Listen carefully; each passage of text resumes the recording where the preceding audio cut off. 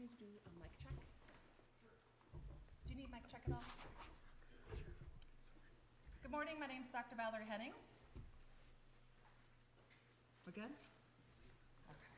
Let's see, everyone. All right. Well, good morning. My name is Dr. Valerie Hennings, and I am the director of the Colonel Bud Day Center for Civic Engagement. And it is my pleasure to welcome you here this morning as we release our 6th annual Morningside Poll. The Morningside Poll has two purposes. First and foremost, it's a student-led research initiative that really fulfills the Day Center's as well as Morningside University's commitment to civic education.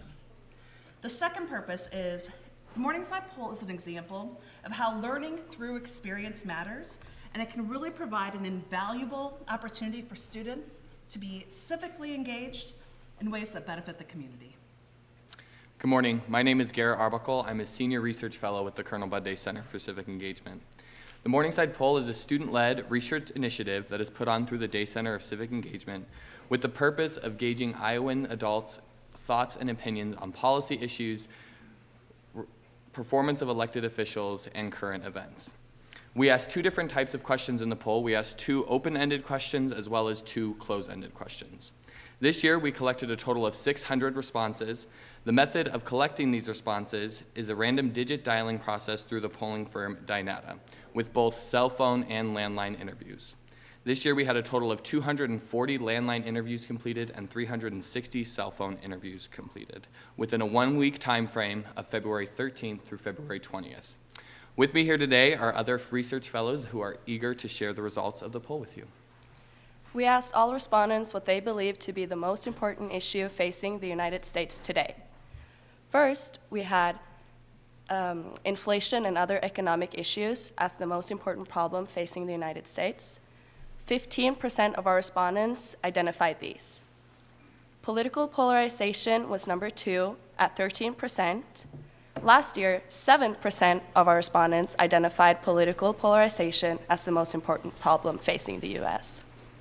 Elected officials came right after political polarization at 12%, and the 4 next issues identified were related to the country's governance and political leadership.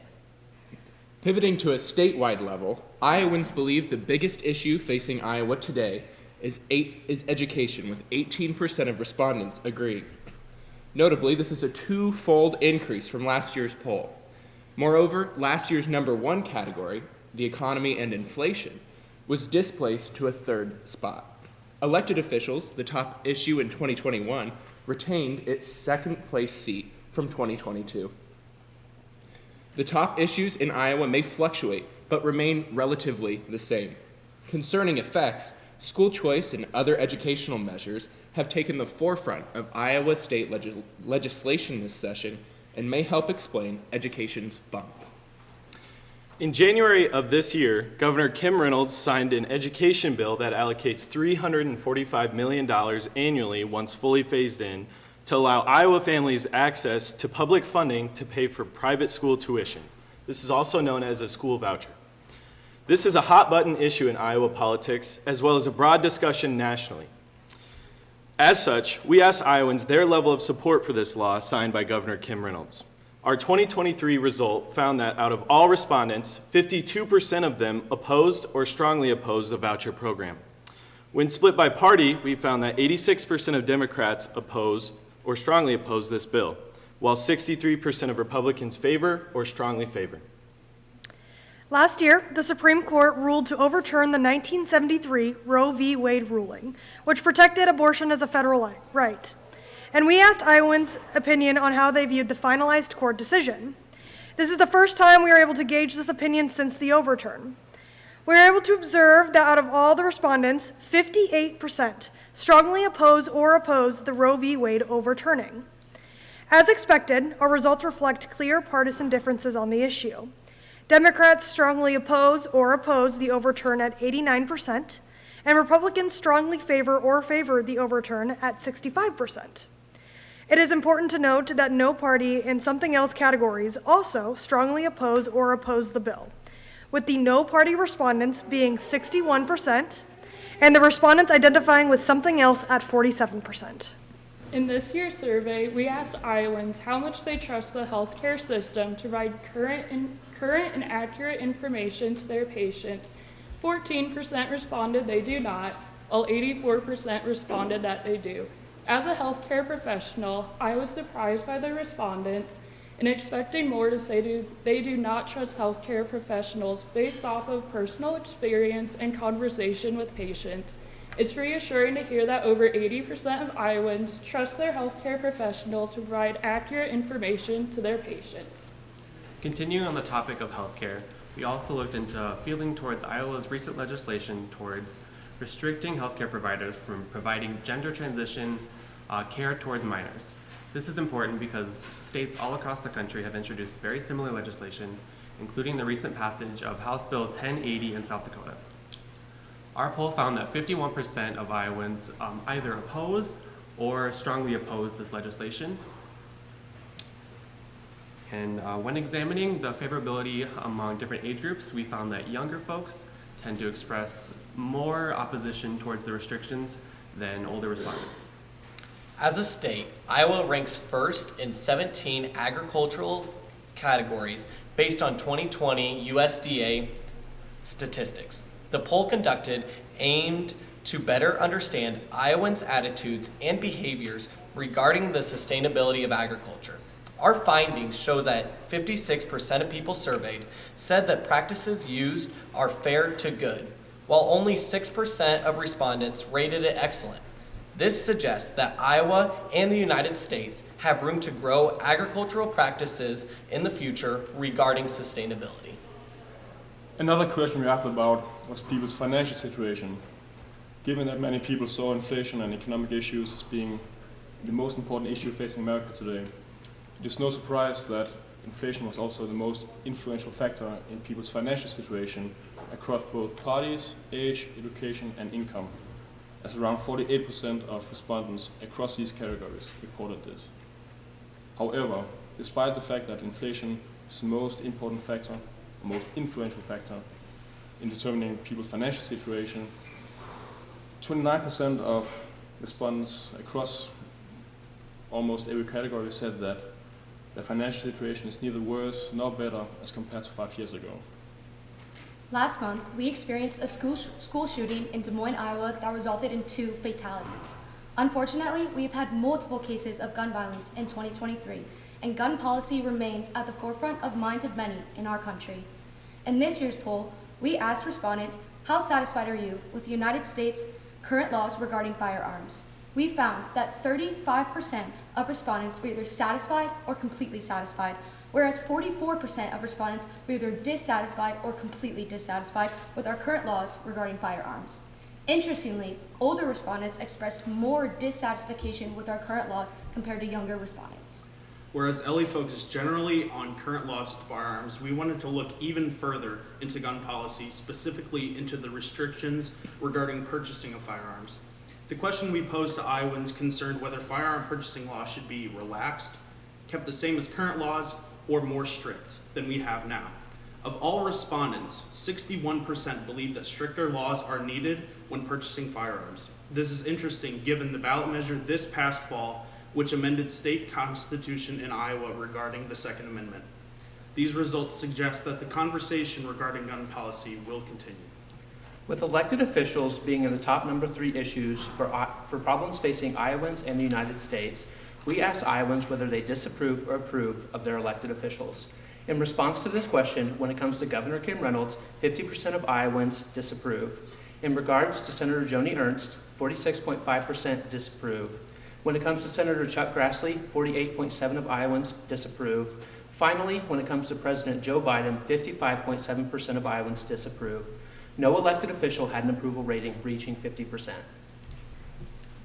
Thank you all for attending our 2023 Morningside poll press conference, and we hope that we got you curious for more information.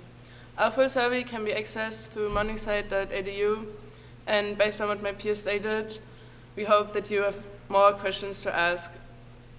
If you have any questions, now is the time to ask. And again, thank you for attending this conference. Thank you.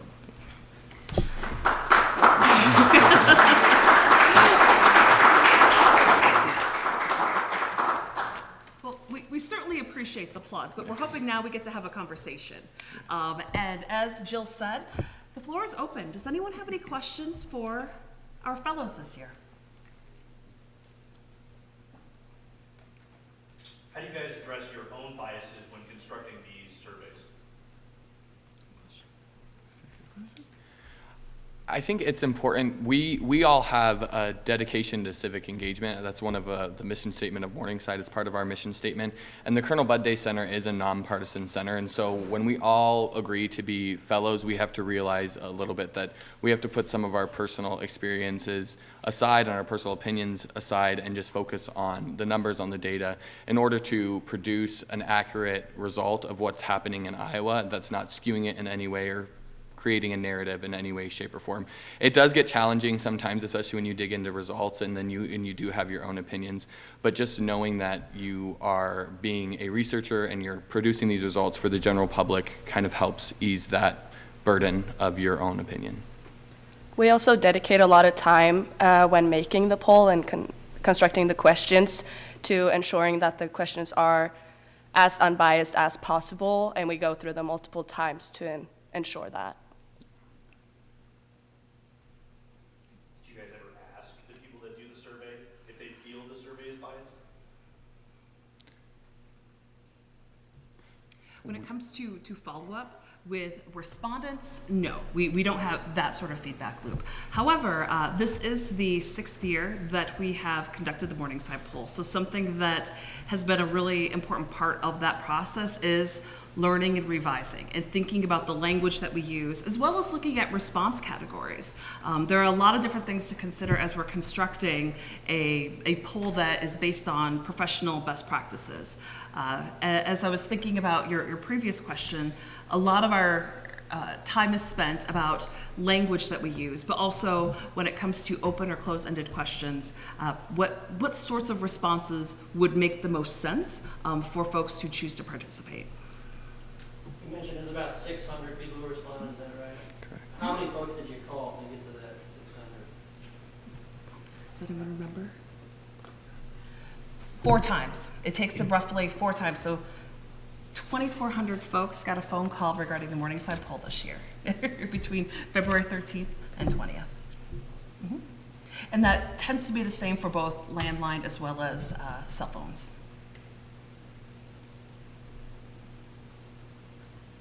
Are there were a lot of answers or different findings that you had that were, some were shocking to me, some were I maybe could have anticipated. Was there any that stood out to a majority of you, or any of you that when you read it, you had a discussion of just how surprised you were by maybe where it rose, you know, as far as prominence, or something that came back? Yeah, go ahead. I guess some folks back I there. think for me, I was looking at the financial situation reports, and one thing I found extremely interesting was that regardless of what income group you are in, almost everybody, or at least the same amount, said that inflation is the most important issue facing America, which means that income is not necessarily a predictor for who feels inflation. Something also I found interesting was also in the U.S. open-ended question. It was, what is the biggest problem facing the U.S. today? And of course, the past couple years we've been really dealing with COVID-19, but this year we had no answer. That was COVID-19. That was the biggest problem facing the U.S. We did have, I believe, 1% was just in the healthcare category, but no specific answer regarding COVID-19. I think when you look at school vouchers too, it's definitely an interesting one. That is a question we asked on our 2021 poll as well. Granted, they're different samples, but in 2021, it was roughly 50% of people that opposed. In this year, all respondents, it was 52%, so it held relatively the same between the two samples. But there was an increase in Republicans favoring or strongly favoring between 2021 and 2023. I think when looking at the Roe v. Wade ruling, like I mentioned, now that the ruling of abortion as a federal right has moved to the state. I think it's important to note that Iowans seem to oppose the overruling, which may affect any future legislation. I also, like I mentioned, I find it interesting that the people who did identify with no party or something else that wasn't Democrat or Republican also strongly oppose the overturning, which I think may affect going towards Iowa as a state and moving towards what kind of laws may come out or begin to join or enter legislation with the coming years. I also think interesting with the biggest problem facing the United States today, as most of the top 7 issues were related to government structure and policy as well as elected officials. It was interesting to see that it kind of projects a overall dissatisfaction with the country's governance and political leadership. Something that also surprised me was positive, but in our demographics we had some folks answering that they are neither male or female, and this is, I think, the first time that this happened in a bigger number, and that positively surprised me.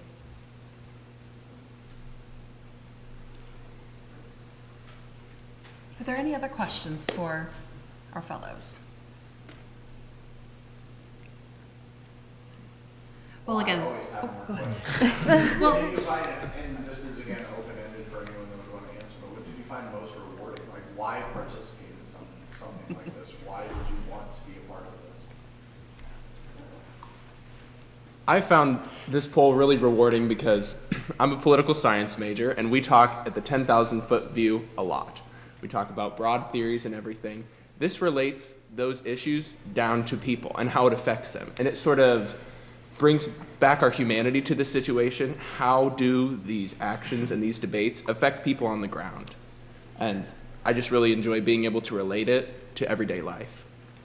And adding to that, this experience that we all get to be a part of it's not something a lot of students get to do or participate in at the undergraduate level. The fact that we all get to take a leadership role on a poll like this and do everything from writing the questions to coding the results and everything in between that it's a very unique thing that happens here at Morningside, and it's a great privilege that we as fellows get to participate in. As an agriculture studies major, I think something that was huge reward to me is this is something that we don't get to do very often in our department. And so getting to step out of my usual comfort zone and getting to enjoy looking at different perspectives and getting to see different answers that is not in my wheelhouse was something that was huge to me, and I definitely found rewarding, and I'm so glad that I got to be a part of this. I think on the nursing end of things, I think it's really important. This poll was really important for that because as nurses, our main principle of our role is to advocate, whether that's for our patients or for our profession. And so then asking Iowans how they feel about certain issues that really impact them also influences how we advocate for legislation and what problems are really important to our patients. As a English and political science major, I spent a lot of time reading literature on one side of my major and the other side talking about theory and discussing politics. In my case, when we look at the bills specifically or looking at the wording of the bills, I am always interested in the literature and the language that they use, so observing that language and then seeing how Iowans are reading the language themselves and interpreting it is really important to me. And looking through the statistics and being able to understand how everything is breaking down and what people are believing in and their opinions, I think is really important. We're a very diverse group of majors up here, and it's been rewarding to kind of look at the different perspectives that we all bring to the table, like healthcare policy and agriculture policy. Some of us don't have a background in that, so it's pretty cool for us to sit down with our peers and be able to discuss questions like that.